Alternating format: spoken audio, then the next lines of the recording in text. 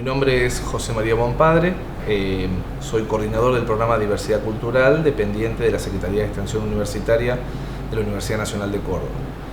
En este caso, este video está grabado después de algunos cambios que se hicieron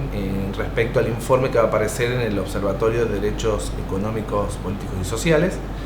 y significar algunas cuestiones que son fundamentales pensando en lo que respecta a la agenda de los pueblos originarios de Córdoba y la política indigenista del Estado provincial. En ese sentido, en la agenda de los pueblos originarios de Córdoba hay varios aspectos que son nodales. Una de ellas es la problemática territorial.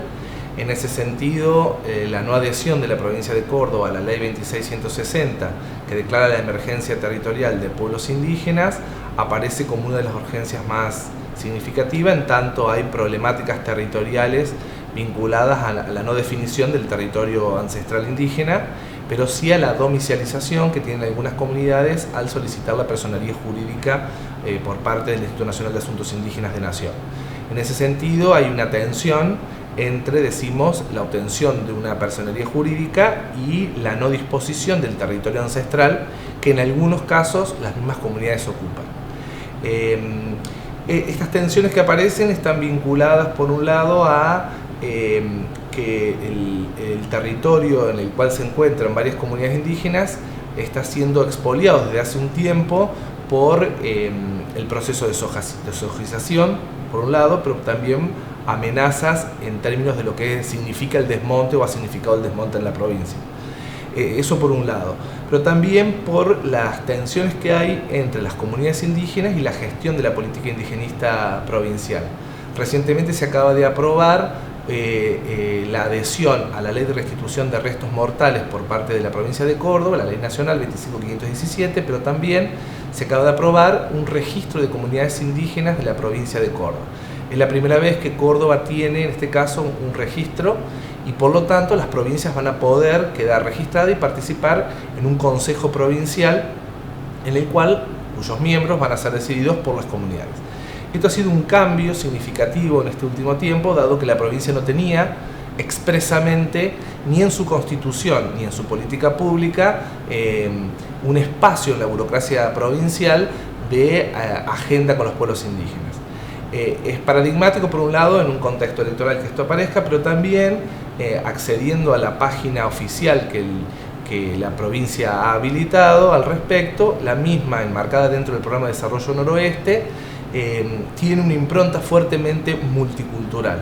Cuando decimos multicultural estamos pensando en que la provincia está reconociendo, por un lado, la existencia de las comunidades indígenas y por ende la diversidad sociocultural que se encuentra en el territorio provincial, pero no avanza en el acceso a derechos sociales y económicos. Esta es una diferencia significativa. ¿Por qué? Porque podríamos enmarcarla a la política provincial en la perspectiva del multiculturalismo, que es, como decimos, reconocimientos de la existencia de comunidades, pero solo existen en tanto tienen particulares culturales y no o nunca tienen, en este caso, por no adherir a las leyes nacionales que permiten la regularización patrimonial y la regularización, en este caso territorial, no tienen en este caso o no tendrían en este caso acceso a derechos sociales y económicos y por lo tanto sutilmente se los emplaza dentro de un contexto de desigualdad social que históricamente han vivido. Como sabemos, la provincia de Córdoba decretó oficialmente la extinción de los antiguos pueblos de indios en 1837. Desde ese momento hasta el mes de noviembre del 2015 no había llevado a cabo, no había ejecutado políticas indigenistas. En ese sentido, alguna política vinculada a pueblos indígenas quedaba solapada dentro de lo que se llama la Secretaría de Minoridad. Y dentro de las minoridades, los pueblos indígenas junto a otros contingentes, por ejemplo migrantes y demás, quedaban igualados. En ese sentido creemos que es un avance el reconocimiento de la existencia de comunidades indígenas a través de un registro, pero también nos parece importante significar que existen leyes nacionales que están operando en otros territorios provinciales que sería de mucha utilidad para poder garantizar el acceso a derechos económicos y sociales. Otras leyes que están vigentes, además de la 2660, la 23302, que en su momento es la que creó el INAI, la 24071, que es la que pone en práctica un convenio internacional que es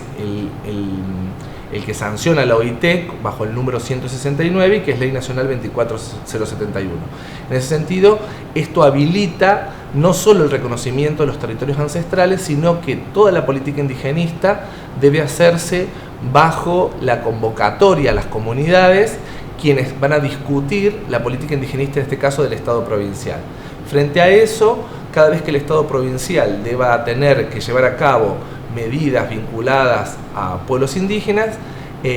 deberá formalizar lo que se llama la consulta previa libre informada. La consulta previa libre informada implica la hechura de protocolos donde las comunidades en cuestión y el Estado provincial acuerden, en este caso, avanzar sobre determinadas problemáticas que obviamente dependerán de la agenda que conjuntamente establezcan las partes interesadas. Sin consulta previa libre e informada es imposible que se avance en la igualdad de derechos y sobre todo el acceso a los derechos económicos y sociales. Otra cuestión que queda pendiente es la no existencia de una ley que garantice la propiedad comunitaria de los pueblos indígenas. Se supone que la unificación del Código Civil y Comercial implicó un avance en esa materia, pero al no existir una ley específica se obstaculiza la aplicabilidad de las leyes vigentes, como por ejemplo la de emergencia territorial. En ese sentido, también las provincias podrían avanzar y entendemos que están dadas las condiciones, dada la existencia de este registro que mencionamos y además de la convocatoria a integrarlo a las comunidades indígenas. Otro tema significativo para poder pensar la política indigenista está vinculado a la aplicabilidad del alcance de la Ley Federal de Educación de la Nación en lo que respecta al apartado de interculturalidad. Lo intercultural está vinculado a la posibilidad de, no solo decimos reconocimiento de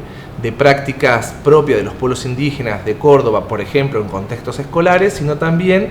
la posibilidad de que el conocimiento que tienen estas comunidades, sean campesinas, indígenas